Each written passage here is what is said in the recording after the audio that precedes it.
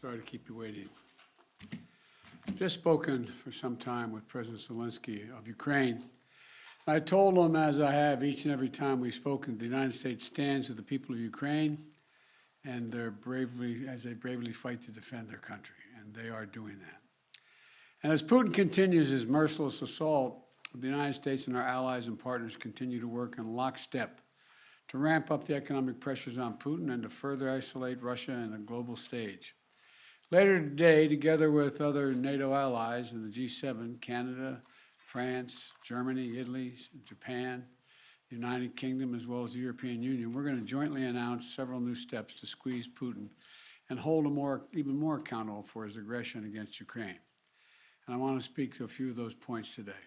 First, each of our nations is going to take steps to deny most favored nation status to Russia.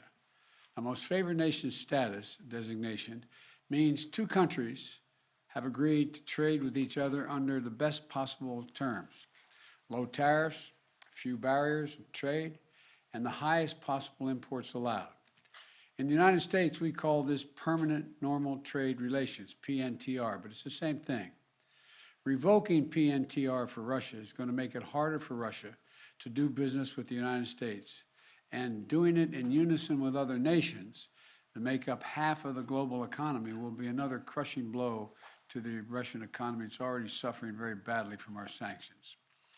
And I want to thank Speaker Pelosi, Leader McCarthy, Leaders Schumer and McConnell, and Senators Wyden and Crapo, Representatives Neal and Brady, for their bipartisan leadership on this in the Congress. I would like to offer a special thanks to Speaker Pelosi, who's been a strong advocate for revoking PNTR and who agreed to hold off on that in the House until I could line up all of our key allies to keep us in complete unison. Unity among our allies is critically important, as you all know, from my perspective at least. Many issues divide us in Washington, but standing for democracy in Ukraine, pushing Russia's aggression, should not be one of those issues. The free world is coming together to confront Putin. Our two parties here at home are leading the way. And with that bipartisan cooperation, I'm looking forward to signing into law the bill revoking PNTR, which is, again, most people think of it as most favored nation status.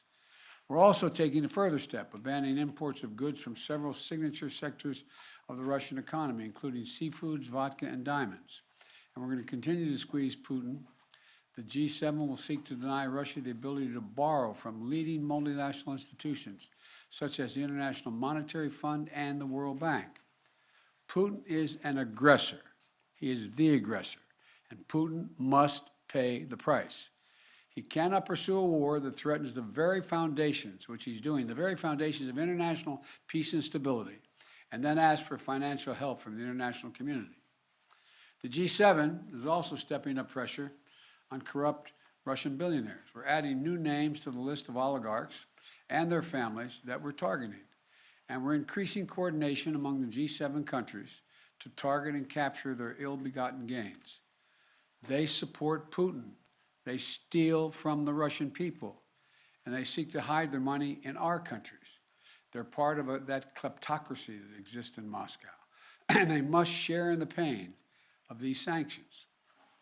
And while we're going after these, their super yachts and their vacation homes and worth hundreds of millions of dollars, we're also going to make it harder for them to buy high-end products manufactured in our country. We're banning the export of luxury goods to Russia. They're also the latest steps we're taking, but they're not the last steps we're going to take. And as I said, at the beginning of all these steps, we're going to hit Putin harder because the United States and our closest allies and partners are acting in unison.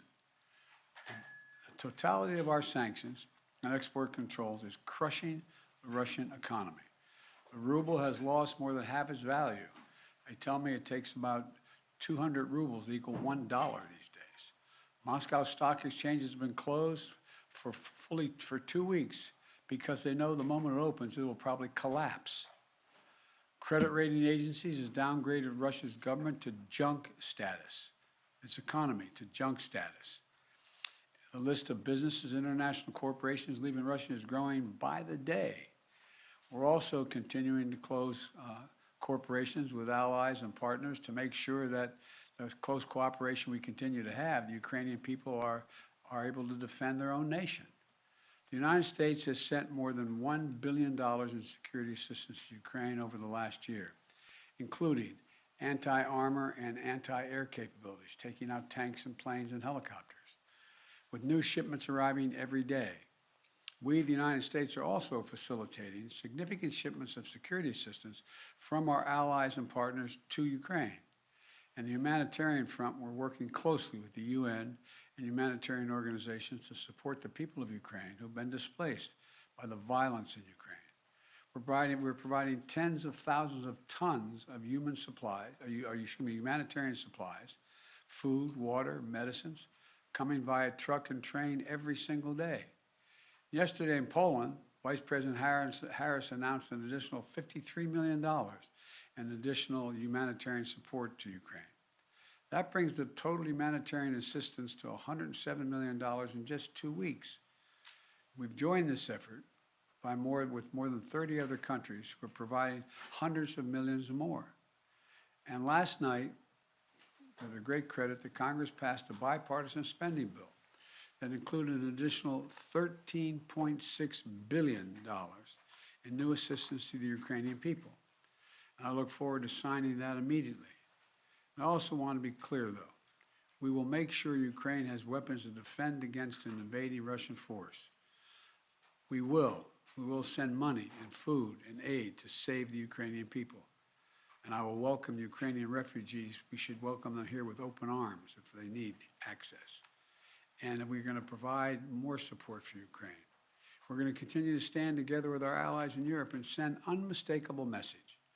We'll defend every single inch of NATO territory with the full might of the united and galvanized NATO.